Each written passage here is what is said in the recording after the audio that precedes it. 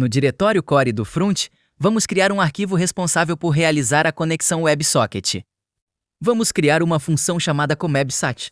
Nela, vamos criar uma instância da classe WebSocket, que é nativa.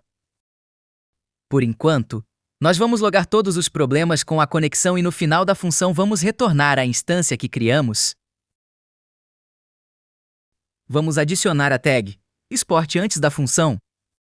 No arquivo index, vamos iniciar a conexão no construtor da classe BulletGame passando a URL da conexão e passar uma função quando receber uma mensagem. Agora, vamos criar um método que processará as mensagens recebidas.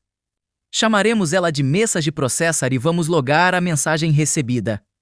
Antes, vamos corrigir a forma que chamamos as funções em determinados eventos. Testando, nós vemos que estamos recebendo a informação dos objetos. Agora devemos renderizá-los na cena. Vamos obter o tipo da mensagem e o seu conteúdo e responder à mensagem de teste na hora que recebermos, enviando Pong como resposta. Se a mensagem for JSON, vamos logar o conteúdo para testar e ver o ping. Como o servidor e o cliente estão na mesma máquina e não há muito a ser processado, o ping fica 0, pois o envio e a resposta são quase instantâneos. Vamos fazer o sistema que renderiza os objetos da sala. Vamos fazer um for-each na lista de objetos e, se o ID não estiver na lista de objetos, vamos criar o objeto. Se o ID já existir, vamos apenas atualizar as informações. Vamos remover a parte que criamos o cubo no vídeo passado e testar para ver se os objetos estão sendo renderizados.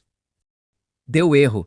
Vamos remover o let que está sendo chamado dentro da condição que o objeto não existe e testar novamente. Não deu erro, mas os objetos não estão aqui. Isso está acontecendo porque a câmera está na posição padrão e os objetos estão em outra posição. Em Create, vamos definir a posição da câmera para próximo dos objetos. Ali está, mas estamos vendo somente um objeto e parece estar 2D. Vamos adicionar uma rotação na câmera para vê-lo em uma perspectiva 3D. Vamos adicionar uma rotação de 0, 2 no eixo X.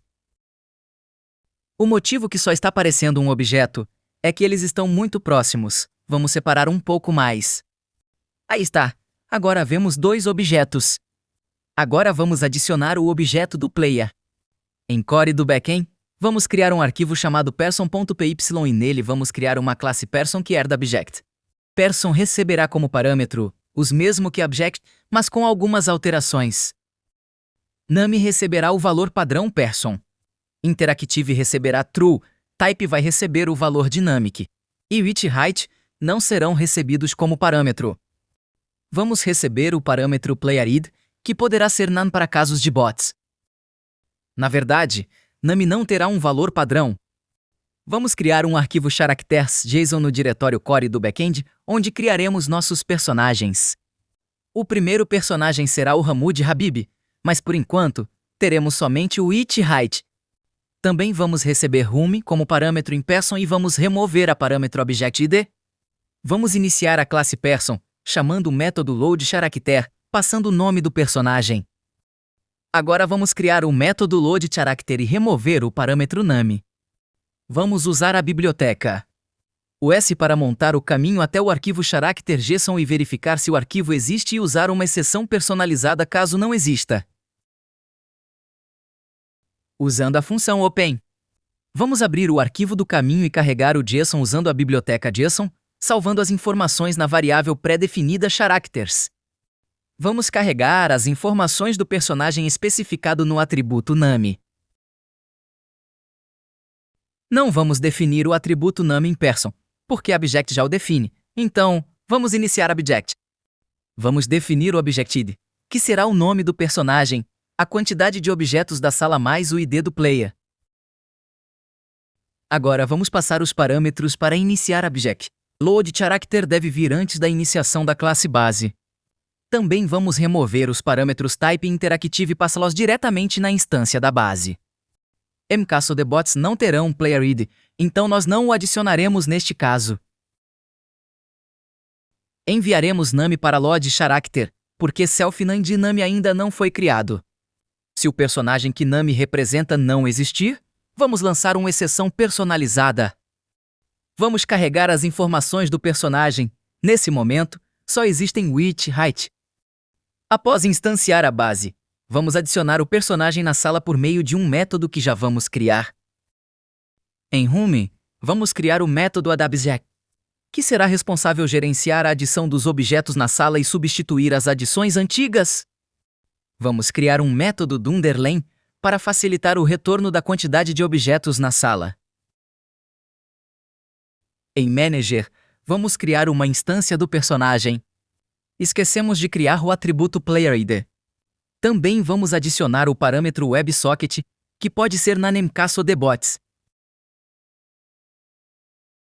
Agora vamos criar o player. Nós vamos posicioná-lo em cima de uma plataforma para que não caia quando fizermos a gravidade. Tá dando algum erro aqui? Vamos ver o que é. Em Person.py, nós importamos só o tipo de object, mas devemos importar a classe em si. Vamos mover a importação para fora de Type Checking. Tudo certo. Vamos testar. Deu algum erro. Estamos usando o Map Data, mas o correto é UBJ. Corrigindo, nós vamos testar novamente. Ali está. As plataformas estão sendo renderizadas e o player está bem acima dela, como bem posicionamos. Porém, o Frand não sabe qual objeto é o player. E ele precisa saber para que a câmera siga o jogador, então vamos resolver isso. Em Manager.py, vamos passar a instância de person que criamos para Time Step Controller. Em Time Step Controller, vamos receber person e passar a sender. Em sender, nós vamos receber o player. Parece que tem um erro em Time Step Controller. Vamos corrigir. Na verdade, não precisamos mandar o ID do objeto agora. Por enquanto, vamos fixar o valor do ID na variável própria em index.js. Vamos remover a linha que posiciona a câmera em UnUpdate. Vamos obter o player da lista de objetos usando o ID. Se o player não existir, vamos retornar para não executar o restante da função. A posição x e y da câmera será a mesma que os valores do player e a posição z será definida como 10. Vamos testar. Algo saiu muito errado. Vamos mudar a posição z da câmera para 100 e ver como fica. Melhorou, mas vamos mudar para 300 e testar novamente. Ficou ótimo. Por enquanto, vamos deixar essa distância mesmo. Como o vídeo está ficando longo, no próximo vamos fazer o sistema de movimentação do player e de gravidade. Valeu por assistir. Até a próxima!